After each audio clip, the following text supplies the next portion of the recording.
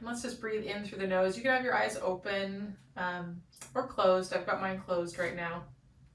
I'm just going to take a slow breath in. And then I'm going to exhale just a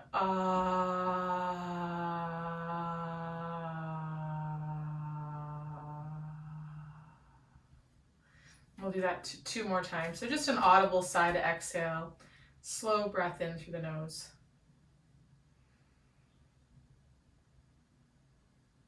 Don't try to make the breath deeper, just slow it down.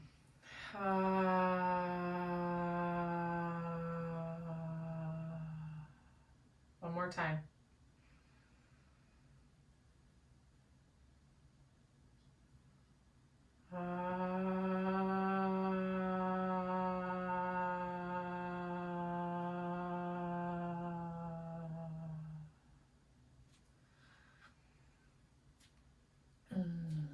We're going to take our right hand and just reach it on a diagonal across in front of you with the thumb up to the ceiling, and then we're going to rotate that arm so that the thumb is down towards the floor. Bringing that upper arm into some internal rotation. Pinky side of the hand is towards the ceiling, thumbs down towards the floor. And then we're slowly going to take that right arm that's reaching across to the left in front of the body. We're going to arc it up. So it's up next to the right ear. We're going to reach it behind us. Palm and the arm are going to turn. And then when it's behind us, again, thumb's going to be down towards the floor. Pinky's going to be towards the ceiling, pinky's towards the floor, thumb's towards the ceiling. So now that arm is in some external rotation behind us. And then we're going to arc it up again. Thumb comes up, reach, reach, reach. Think about keeping the collarbones nice and wide. As you come over top, we're going to rotate. So thumbs to the floor, pinkies to the ceiling, and now we're in some internal rotation. We're just going to do that a couple more times. Nice and slow. Keep reaching through those fingertips. Rotating that arm as it moves behind you from internal to some external rotation. And then back up.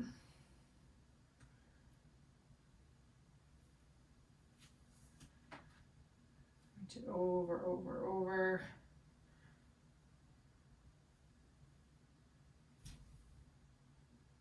Slicing it back up.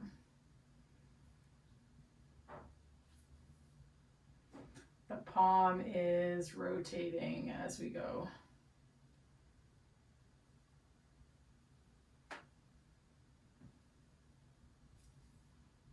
So the palm always ends up pointing to the right.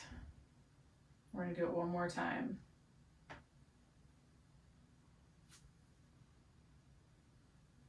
Just going to notice how the shoulder blade moves on your ribs. Notice if the rib cage rotates. Let's just do it one more time, taking it from back to front.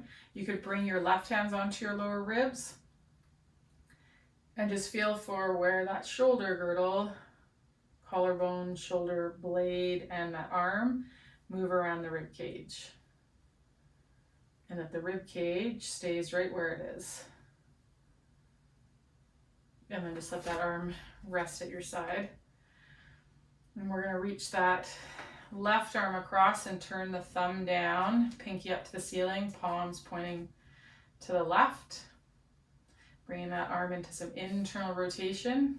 And then we're going to reach and arc that arm up to the ceiling, reaching out of those fingertips. As it goes behind you, rotate, rotate, rotate.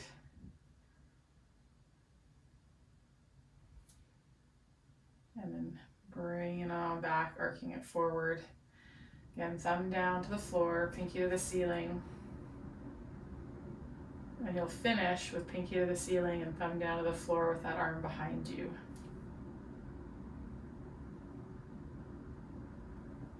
Just rolling between that internally rotated position of that upper arm and externally rotated.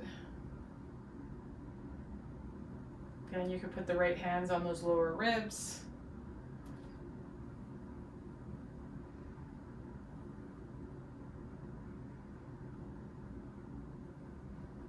about arcing that arm one more time.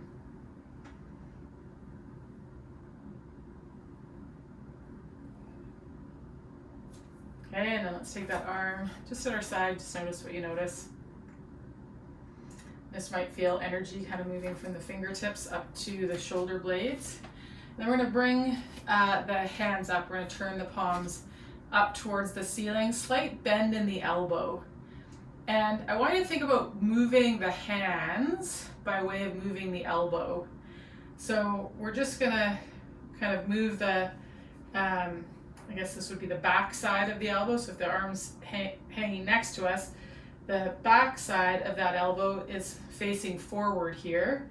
And then the front side of the elbow is facing back. And we're just going to move this part of the elbow forward and back, forward and back. And so it's bringing us into a little more external rotation and then towards internal rotation, external rotation. And just let the hands move as a result of moving the elbow. And feel how the elbow also positions the shoulder blade on the rib cage. So you'll feel how the bottom of the shoulder blade kind of presses into the ribs as the elbows reach forward, and then how that untensions as the elbows go back. So this next time when the elbows come forward, we're gonna let the rib cage come with it. So we're gonna let the shoulder blades actually move our front ribs forward. They're gonna move our back ribs forward and our front ribs forward as those elbows come forward. So we'll move into some spinal extension and then take those elbows back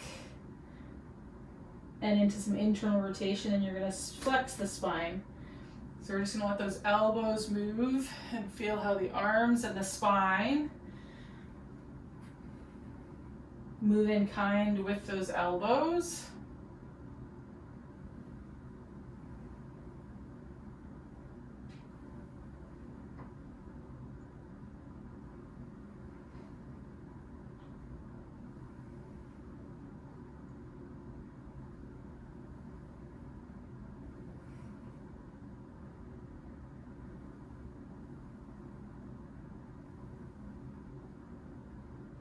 Okay, the next time you go into flexion, pause here.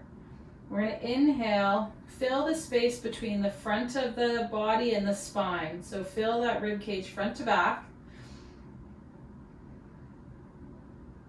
Pause at the end of your inhalation, and then as you exhale, we'll come into extension. Inhale, flexion. Exhale. Inhale, flexion. Last time, exhale, extension.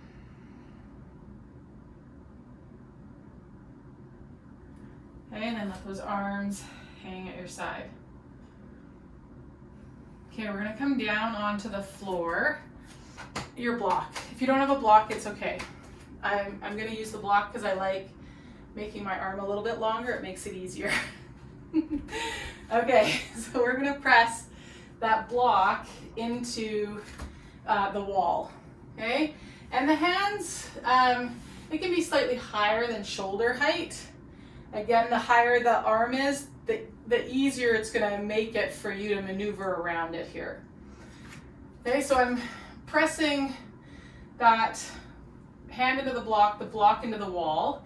And then all I'm gonna do is I'm gonna go around and turn my body away from that arm. I'm gonna keep pressing into that block, and I'm just gonna turn my body to look the other way, okay? This is requiring me to get some length through this pec muscle, which again, when I'm in wheel, it's gotta be able to go there. So I go from facing that block to just starting to turn away from that arm.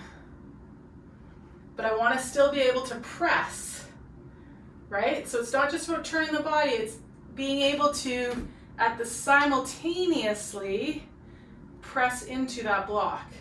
which is why I like using a block, because for me, if I'm not pressing, the block falls, right? So if you're not pressing, your neighbors below are gonna get mad at you because you're gonna drop a block. So press, press, press, you're gonna turn that body.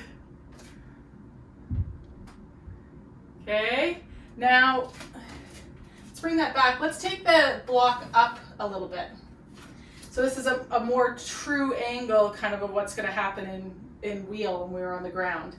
Again, I'm gonna turn that body away, and I'm going to press through the heel of that hand and let my spine come into some extension.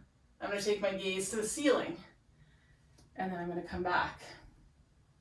So I'm just going to play with this arc, this press through the heel of the hand, this turning of the chest.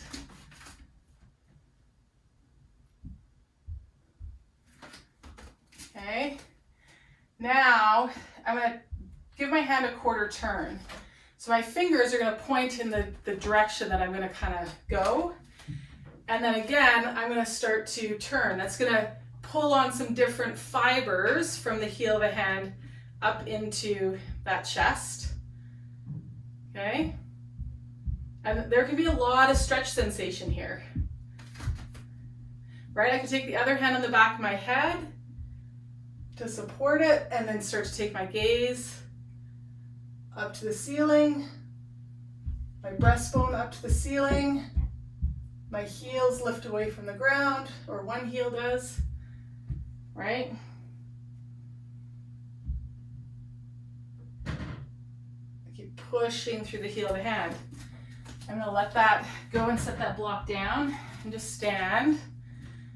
Oh yeah, I got one arm longer than the other, and just notice what I noticed there.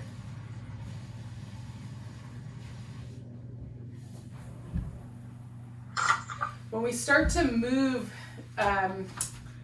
some stuff like this front of the armpit stuff here, the brachial plexus, it's a big location for nerves, lymph, blood flow, okay?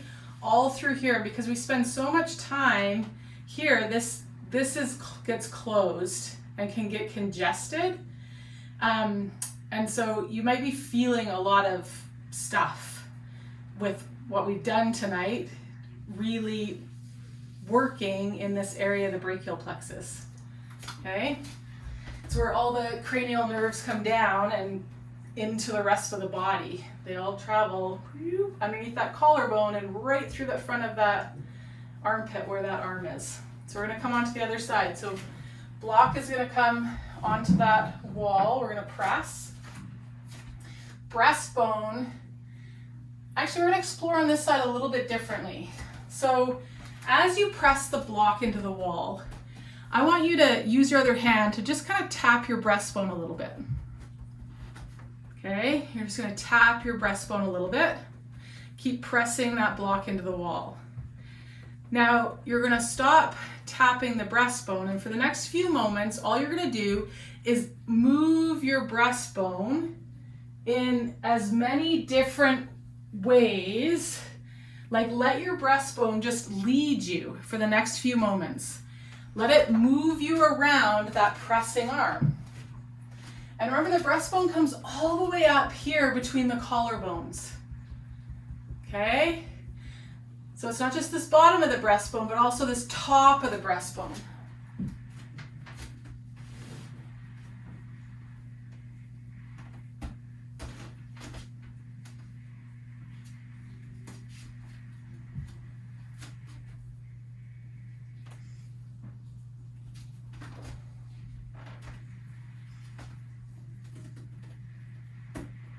Just see where that breastbone takes you.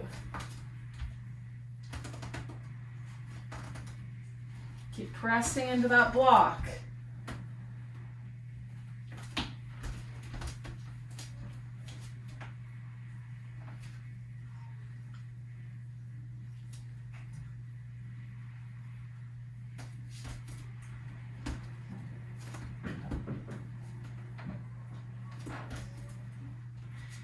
Okay, spin that hand, spin those fingers.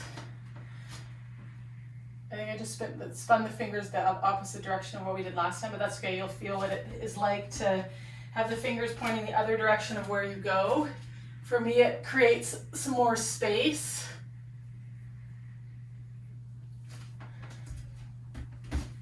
I can more freely move that breastbone and follow that breastbone's lead. Keep pressing into that block.